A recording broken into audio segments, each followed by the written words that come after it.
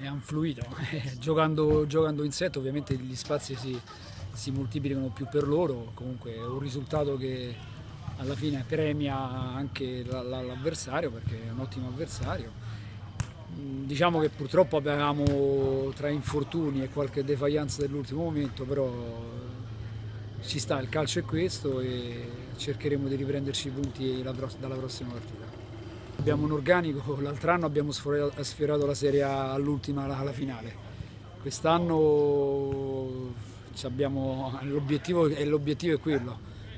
Certo il campionato è difficile, ripeto, pian pianino, oggi è la prima giornata, voglio dire, c'è tempo per rifarci e comunque complimenti anche agli avversari perché ci sono anche gli avversari sul campo, quindi è una bella compagine che ci ha messo anche in difficoltà, perché no?